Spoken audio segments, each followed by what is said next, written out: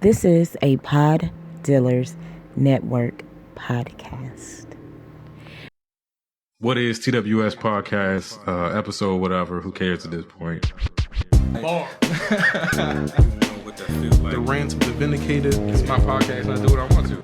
People, listen. Word, is it still live? It's not working for me, Rich. We're going to keep going. I know I changed my voice at work. Bars on the radio. What is TWS podcast? Ready. I feel like the end is Staring done. at my watch and I'm feeling so new school. Suicide attempts, how many tries to take? They ain't ready.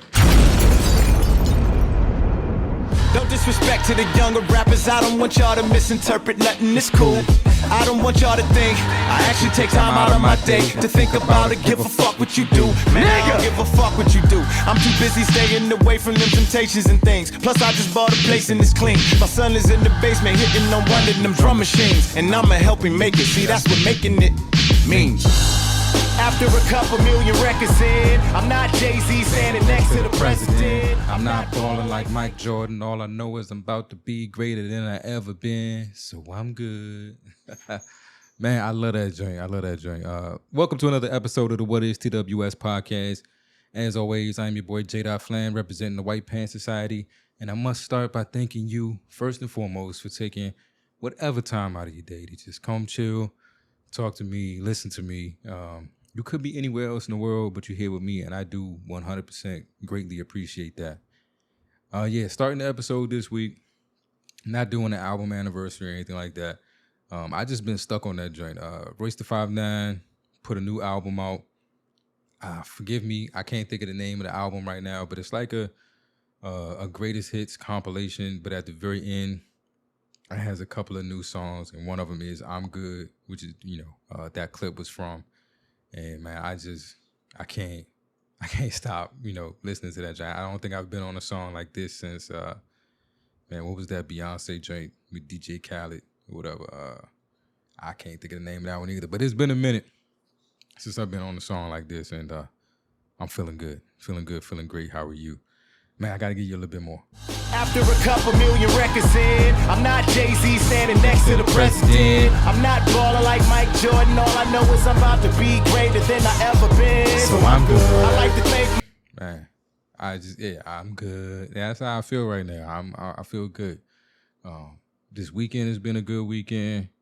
Today has been an exceptional day, and I normally get nervous when I do these like unscripted episodes where I really don't have a set thing I want to talk about, but I just feel so on one right now that I think we could do it. I think we can make it through this. Like, what y'all think?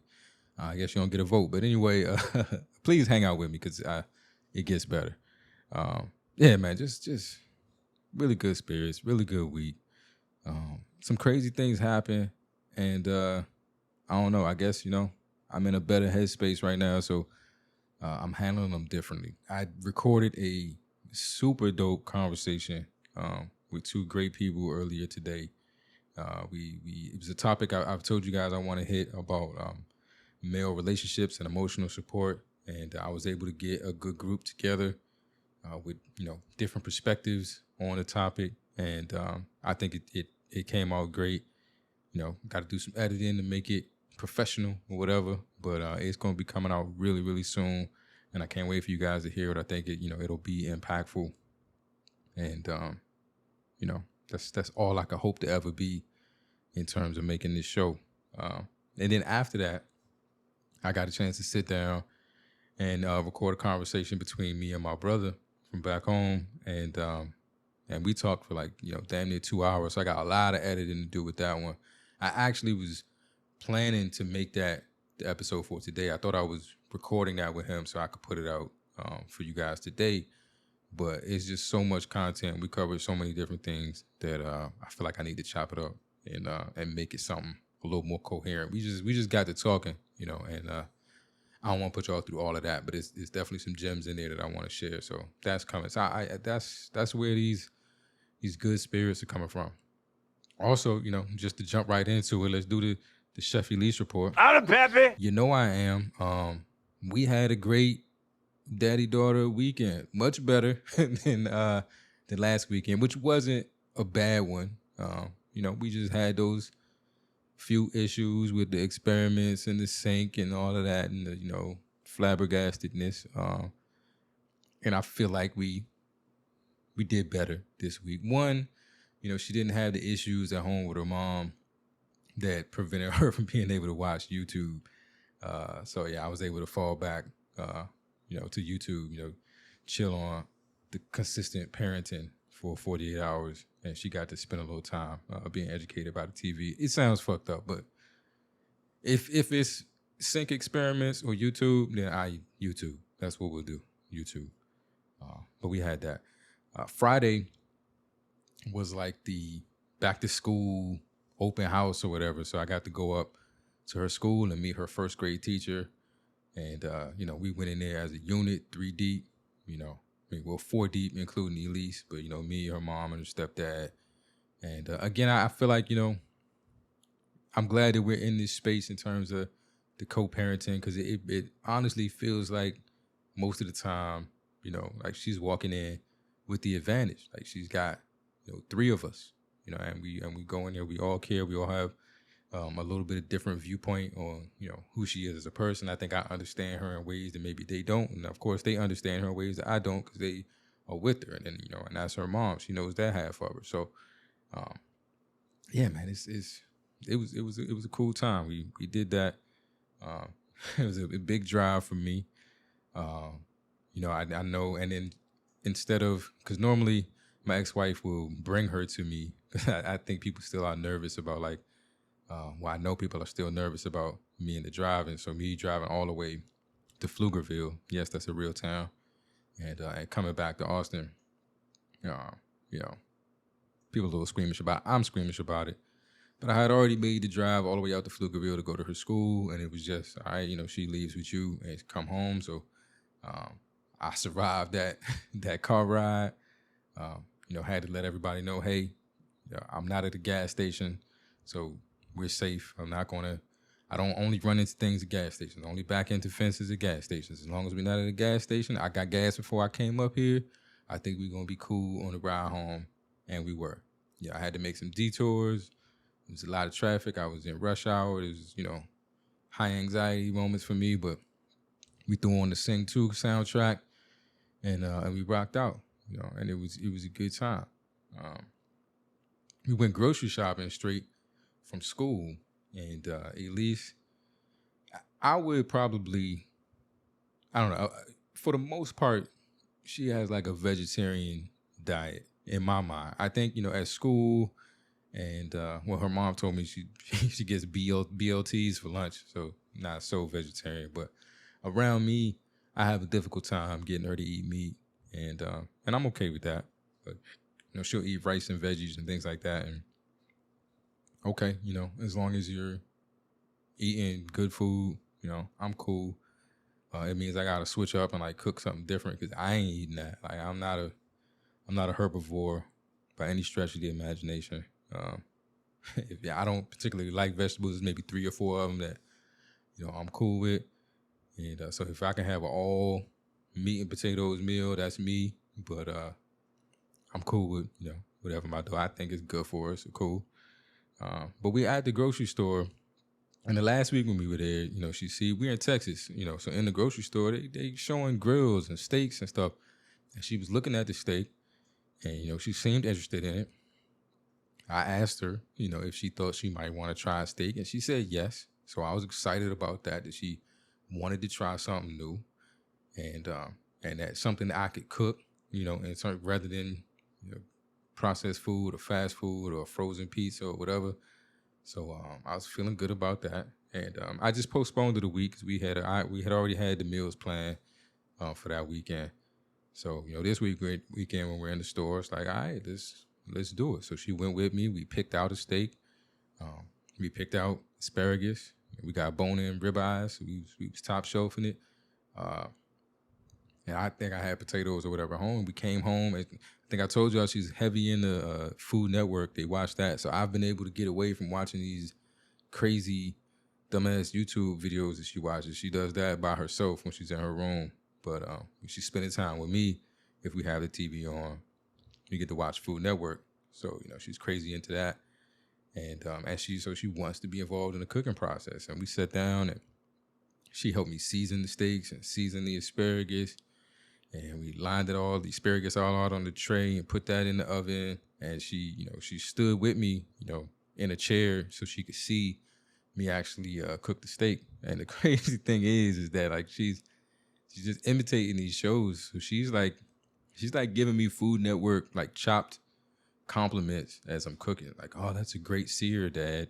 I think it's she's watching me turn it and telling me when I should turn it and stuff like that. She's like, oh, look at that color, that looks great.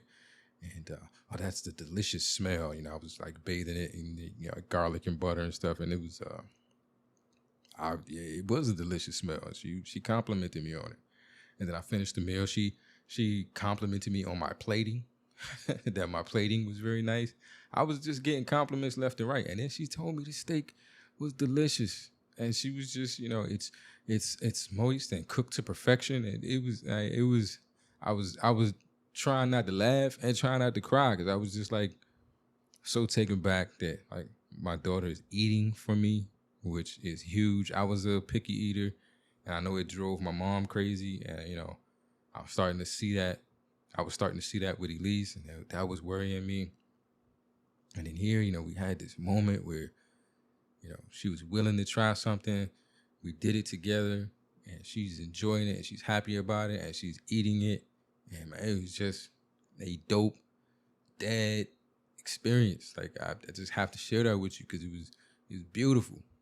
But it was like just the Food Network commentary was hilarious, and I love her for it. But yeah, we had dinner. We baked cookies afterwards. We went upstairs, read books. It was just like it felt like, this is what fatherhood is supposed to be like. Like it was though I miss it that I don't, I'm not with her consistently, but that moment or those moments was just, amazing to me. And the next day we went out. She had a birthday party to go to, so we went to Chuck E. Cheese. It was her first time going to Chuck E. Cheese. So, you get to experience these firsts with kids, and those are always, I felt like I was missing out on all the firsts because I'm not there. And then, through some of the first, like her losing the tooth and the potty training, like I was in hospitals and rehabs and stuff. And, it's just a horrible feeling. I know at one point I remember being in rehab and I'm talking to, we were still married at the time. I'm talking to her mom and she's telling me, they're doing the potty training thing. And she had gone to the potty and, and her mom was telling her how proud of her she was. And my daughter said to her, Dad's not proud of me. And it was just like, oh man, it was so heartbreaking because, I'm in this facility, hours away. I can't leave. I can't just use the phone when I want to. So there's nothing I could do about it. I got a certain amount of time. I got to be there. So it's going to be weeks before I ever get to even the opportunity to address it. And that was tough. So to be here from being there, like sometimes you have to remember that at some point, you prayed for your life to be the way it is now. So, when you're down about the way it is now, like at one point you prayed to be here. And, I'm able to have those moments now. So first Chuck E. Cheese, before we went to Chuck E. Cheese, we got boba tea. So she had her first boba tea. She watches, do y'all watch those like mukbangs or whatever? Like it's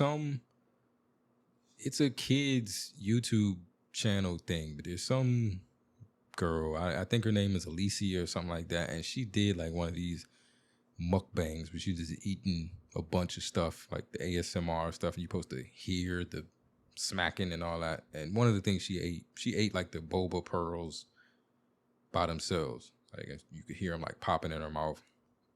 And yeah, Elise was intrigued by that. So I'm like, man, all right, we'll go get some boba tea.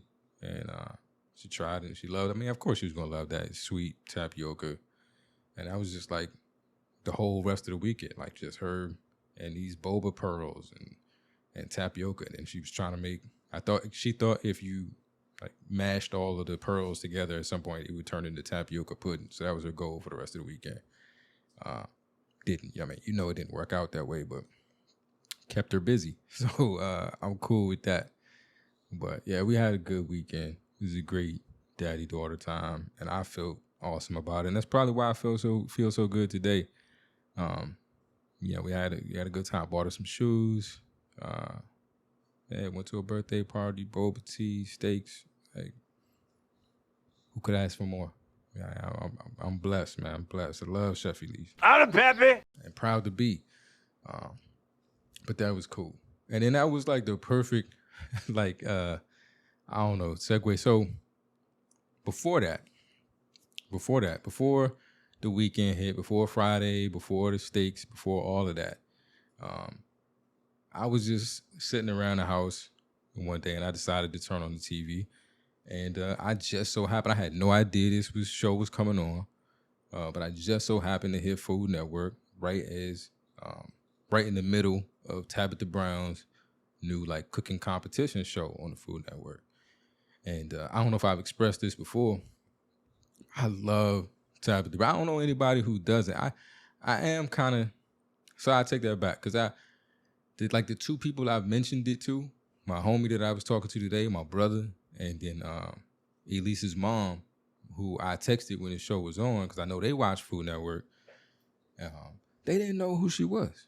And I'm like, how do you not know who Tabitha Brown was? Like, I am not in any way, shape, or form vegan, vegetarian, healthy, any of those words. Like, those don't apply to me. I eat horrible things, mostly meat, and a lot of cookies and sugar and stuff like that. It's bad. I'm intermittent fasting to try to balance it out and maybe lose some weight, but I'm not, whatever. But I'm not any of those things, but I love Tabitha Brown. Like I think the first video I ever saw of her was making the carrot bacon, and just the whole what is it, like that, like so. And that's my business. Like I love that shit. Like she just I was telling my homie like I love Tabitha Brown. He's like, man, I gotta see a picture of her. I'm like, dude, it's not even on that type of time. Like not that type of situation. Like she seems like the coolest aunt you could ever have. For just like she just who don't love Tabitha Brown? Like, and just to see the success that she's having right now is awesome. I thought her show was dope. And so I'm sitting there watching the show. I texted her mom to see if they was watching the show, and they were too. And we had the quick, catch her up on who Tabitha Brown is and, why I'm interested in the show. And I decided to tweet, because, if it's not on Twitter, it didn't happen. So I tweeted out something to the effect of watching this new Tabitha Brown show on Food Network. If there's any person in the world that has any chance of getting me to consider a plant-based diet, it's her. That's how I tweet that watching the show.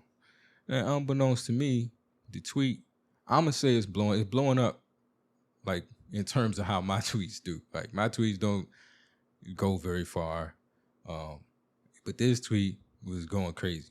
Like I think I'm at like 400 or so likes on it. I don't know how many retweets. It was going crazy.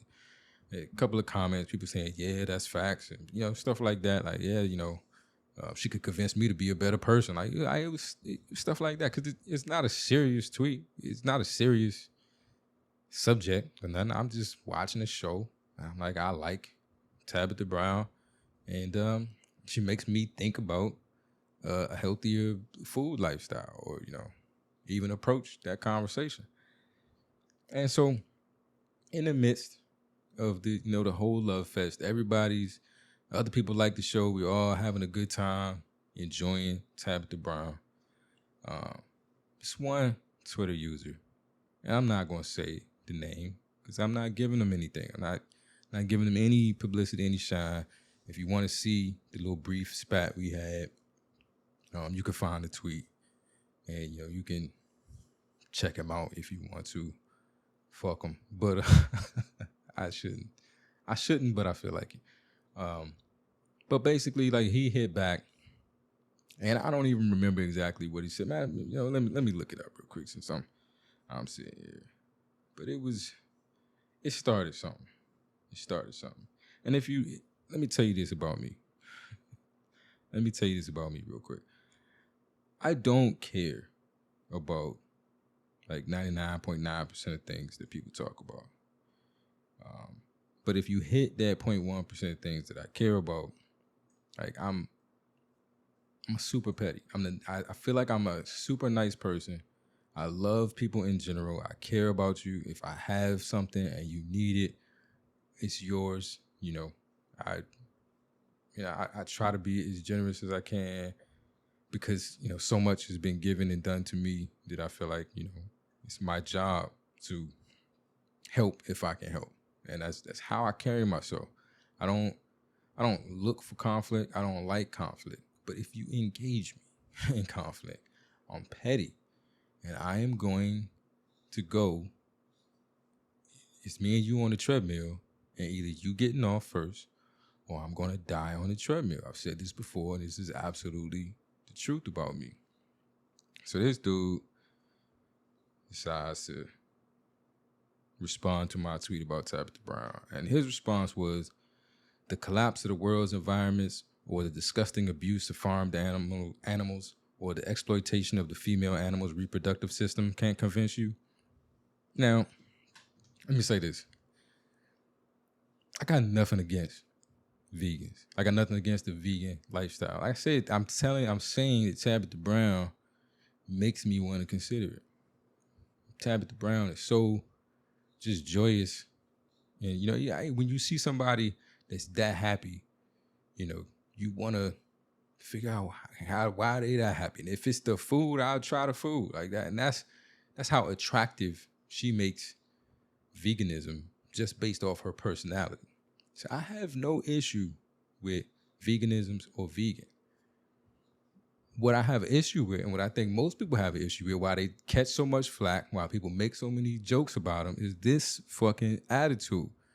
It was a simple tweet about a television show, a happy tweet, a positive tweet, and then you want to come back with a very judgmental and snide remark that all of these other things, the impact on the world's environment, the disgusting abuse of animals and the exploitation of the female reproductive system, like all of those things should have, if I had any sort of moral compass, should have convinced me long before Tabitha Brown ever put a television show out. And it's like, you know what? Now we can do this. Now we can go. And so I responded to him basically saying, well, if veganism turns me into a killjoy like you, then fuck it. I don't want to do it.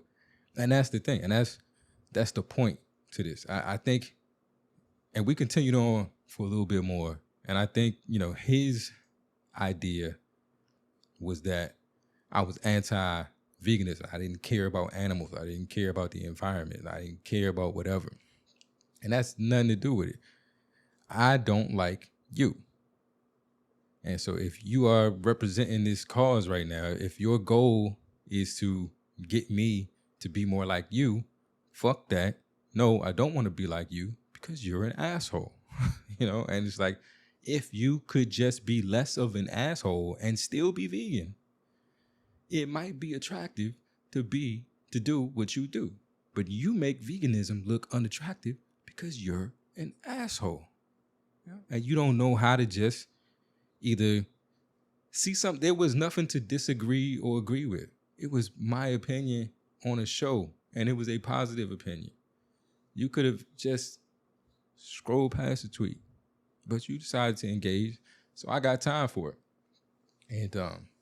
And it just reminded me of just what I see a lot, which is people who seem to care more about, who don't care about their message. Like what this whole spat between me and him made clear to me was that this individual was not concerned with spreading veganism.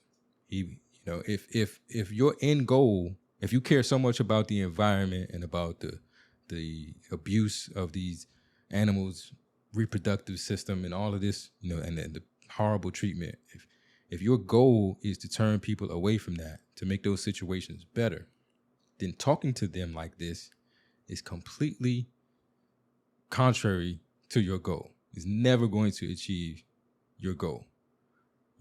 So what I get from your attitude and the way you speak and the way you approach people for no fucking reason is that you don't care about any of those things that you're trying to put out there, any of those pompous ideas that you're trying to put out there. You just enjoy this ethical or moral high ground that you can stand on, and you just want to do that. I think you're vegan because it gives you a reason to feel better than someone else more than it does save the world. I think if everybody was trying to save the world, you wouldn't give a fuck.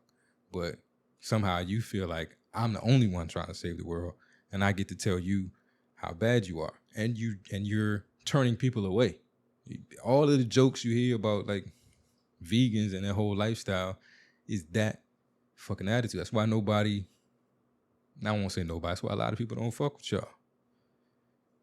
And I say that to say, if you have a cause that you're passionate about and if you wanna change people's hearts and minds,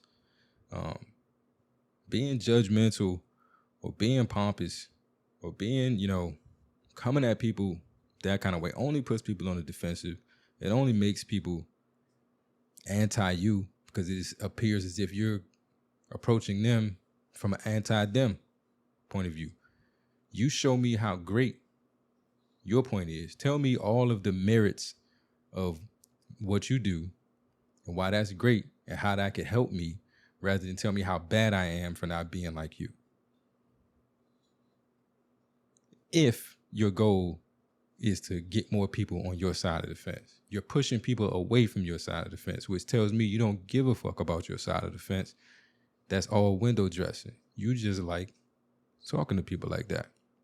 And when you catch me on the weekend where I'm feeling good, you catch me in a moment where, I feel like I was a good dad and I'm in a positive mood, I can have fun with it.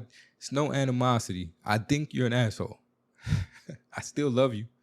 I still wish the best for you. I hope your vegan shit works out for you. I hope the world changes. But I'm going to have fun antagonizing you until you get off the treadmill. I'm going to die on the treadmill, or you getting off first. That's how we're going to do it. Until you change your attitude. It's not the way to talk to people, ever. But I get that a lot. It seems like that's why I'm so against like the whole woke thing, because it seems like the goal is more to show how you're woke and other people aren't than waking people up. Because a lot of times people don't want to give you the information. They just make claims, and then when you're like, oh, okay, well, why is that? Or what does that mean? Or where did you get that from? Do your own research. You've already done it. I'm asking you. Like, you seem to be authoritative on this topic, so I'm willing to take your opinion on it. But you don't want to give me the information, because now I'd be right where you are. And that's not what you're looking for. What you're looking for is a place where you get to say that, look at what I know and what you don't. And I think you're proving that you don't care as much as you say you care. Because sometimes you'll make sacrifices if the goal is to get your message across. You'll humble yourself if your goal is to get your message across. If your goal is to change hearts and minds, if your goal is to move people to your side of the fence, you'll humble yourself and you approach people on their level, on their terms, if you want to try to get them to your side. And that's just a piece of advice. If you got something out there that you want, that you got an agenda that you're trying to push, make your agenda look attractive. Don't vilify the other side. And that goes for Democrats talking to Republicans, Republicans talking to Democrats, vegans and carnivores, whatever it is your thing is, talking down to the other side or talking bad about the other side just keeps those people on that side. Just talk up about your shit. Just be happy about your shit and how great it is to be doing what you do. Like I said, Tabitha makes veganism look like fucking nirvana, paradise. You'd be like, man, if this is what carrot bacon does to you, maybe. And anybody that knows me knows that in my mind, and it's not just in my mind, these are facts, the definition of the word bacon is meat from the side of a hog. Therefore, if it doesn't come from a pig, it's not bacon. Turkey bacon is an oxymoron. It's not bacon. Smoked turkey strips, call it whatever the fuck you want to call it. It's not bacon. So with a person with that kind of mindset watched a video about carrot bacon and was intrigued because the person never once made me feel bad about enjoying bacon. They just talked about how great carrot bacon was and seemed joyous while they did it. See the magic trick? Fucking beautiful. I don't know. I'm off my soapbox. That's the moment I had this weekend. I had a little, I had some vegan beef this weekend, and I'm kind of disappointed that he stopped. Wish he'd say something else so I could say something else because I'm having fun. It was a highly enjoyable situation for me. No animosity. I don't hate you. I do believe you're an asshole, and I hope you get the help that you need. I hope you just figure out how to have better conversations. Just be nicer. Or just ignore shit. I don't know, dude, but fuck you for life. Anyway, let's finish this out with a question. Let's do some questions. Oh no, it's the questions. It's the questions, girl. It's the questions. It's the questions. Come on, questions. It's the questions. I just picked a random one. Let's see if I'm gonna stick with this. Why your girl get giddy when my name come up? All right, I can do this one. What do you miss about childhood? What do I miss about childhood? Man, what do I miss about childhood? I miss being able to live off of potential. And when you're a kid, you have all the potential in the world, and people will give you opportunities, based off your potential. Even, considering, I guess when you're 18, 19, that's not childhood. But I mean, as a teenager, whatever, even as, younger than that, people see you as just full of potential. And you don't have to have had accomplished anything up until that point. They just know that you're capable of accomplishing things. And, and people will roll the world out in front of you and say, what you want to do because you seem capable of doing great things. At this point in my life, nobody gives a fuck about what you're capable of. Nobody cares about your potential. It's what have you done? You trying to get sponsorship opportunities. You trying to sell a podcast. You trying to sell a show idea. You trying to sell a T-shirt. Show me some numbers. Show me success. One of the marketing things that a lot of these podcast platforms give you nowadays is chart information, and they'll send you an email and tell you, you charted, you're this on the charts, because they know that people that wouldn't have listened to you otherwise would listen to you once you look like you're more successful than they thought you were. If nobody's listening to my show, nobody will listen to my show. But if I can show you that, I hit number 2 on the charts, people are listening to this, well, I will listen to it too. So yeah, I miss childhood because that bar wasn't there. It was just potential. It was just, you look like you're capable of doing something. Let's fuck with you. And now it's like, have you done something? No? Well, you must be a piece of shit. Fuck you. I'm sorry for the language. I did a clean show earlier today with my 2 guests on a more important topic. So I got a lot of pent up language in me, and I'm getting it all out tonight. But man, I had a good day. Great talk with my buddy. Great talk, with my fellow podcasters. And I got great content coming for you. And I want to leave with this real quick. I'm sorry, I almost forgot about this. I'm not going to go too deep into what it was or who it was, but I got like the greatest message in the world from someone who listens to the show earlier this week. And, if you're listening, Rob, I just want you to know, man, it absolutely meant the world to me.